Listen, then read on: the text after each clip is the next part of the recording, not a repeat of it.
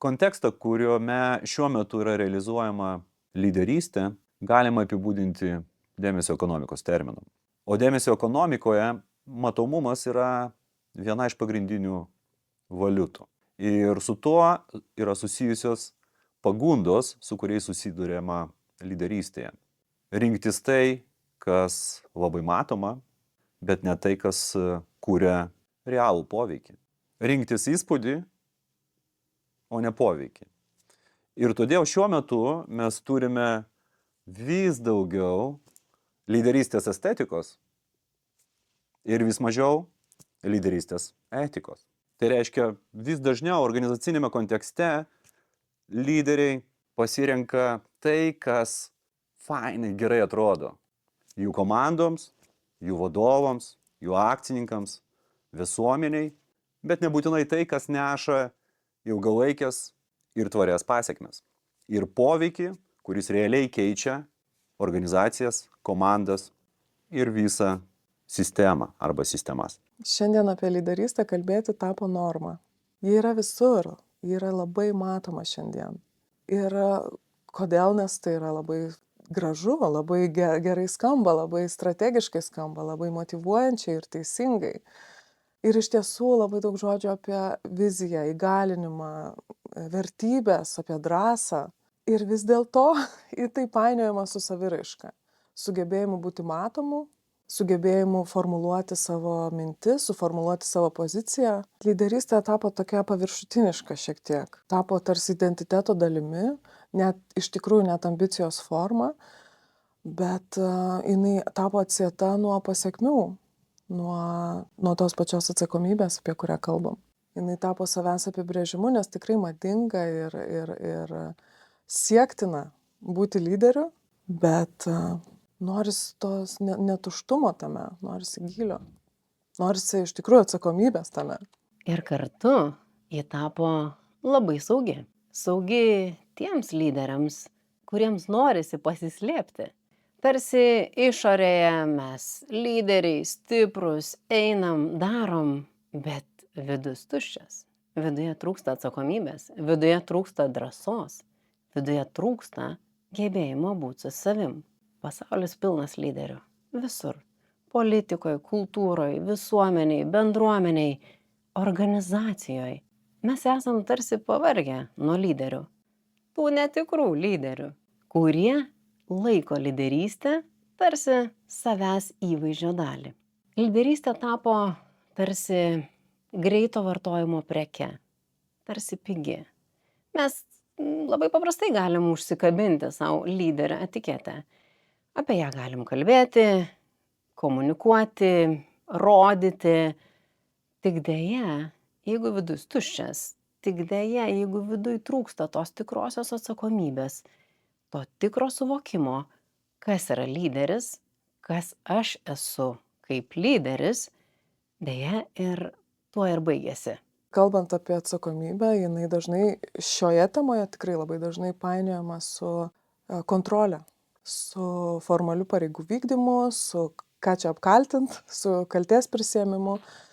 Ir visgi lyderystėje tai nėra apie tai. Tai yra apie buvimą su pasekmėmis, tai yra apie santykį su pasekmėmis, santykį su savo įtaka, su poveikiu, kurį darau kitam. Tik tiek, kad dabartinėme pasaulyje atsakomybė nėra populiari ir jinai nėra švenčiama, nėra matoma, nėra girdima ir jinai tarsi užkulsiuose. Tai yra, lyderystė yra neatsiejama nuo atsakomybės. Ir šiuo metu vienas pagrindinių iššūkių, su kuriuo susiduriama lyderystėje, tai yra gebėjimas išbūti su pasekmėmis. Gebėjimas būti ne tik stipriai atrodančių ir veikiančių lyderių, bet ir tuo pat metu gebėti pademonstruoti savo pažeidžiamumą. Gebėjimas pripažinti, kad gal kažkas nepaėjo. Ir gebėjimą pripažinti tai ne tik tai savo, bet ir tiem žmonėm, su kuriais ta lyderystė realizuojama. Tai yra gebėjimas priimti neigiamą grįžtamą ryšį, gebėjimas išgirsti kritikos, gebėjimas atsikelti parkritus po eilinės nesėkmės. Ir taip pat ir nuolankumas, suvokiant, kad visi šitie sunkumai būtent ir yra tvarios lyderystės dalis. Tad man tikroji lyderystė prasideda tada, kada baigėsi įvaizdis. Nu, va tas išorinis. Tada, kada mes galim išlikti savimi, nežinomybėje, neapibrėžtume, kada galim prisijimti atsakomybę už tai, ką darom, atsakomybę už žmones, kurie mumis tiki, už žmones, kurie keliauja su mumis. Tada, kada mes galim pripažinti savo klaidas, nepriklausomai nuo to, kokios pasekmes jos sukėlė. Tada, kada eidami tikime tiek savimi, tiek komanda, kuri aplink mus. Būtent šitas lyderis visada aukščiau ir svarbiau laikys komandą.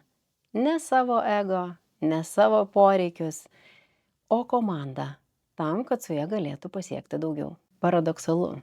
Tačiau tada, kada galim išbūti su savimi, kada galim išbūti su kitų žmonių emocijomis, kada neieškom, kas kaltas, o žiūrim, kaip judėti į priekį, tada būna viskas kartu. Ir lyderystė, ir atsakomybė. Tai visam šitam kontekste lyderystė be atsakomybės yra tiesiog triukšmas. Ir ji iš tikrųjų lyderystė ji nėra vaidmuo ir nėra titulas ir nėra kažkokia vidinė būsena. Tai iš tikrųjų yra santykis su įtaka, kurią darau. Tikros lyderystės požymis mano akimis ir yra gebėjimas būti dialoge, būti santykyje su kitu ir su įtaka ir su poveikiu, kurią darau kitam žmogui, sau, organizacijai, aplinkai, kontekstui, kuriame esu. Mes kalbame ir kalbėsime apie lyderystę, kuri neprasideda nuo puikių, skambių pranešimų nuo scenos arba apdovanojimų, arba buvimo populiaraus verslo ar kito kažkokio tai žurnalo arba laikraščio viršelyje. Mes kalbėsime apie lyderystę, kuri prasideda nuo vidinės laikysenos.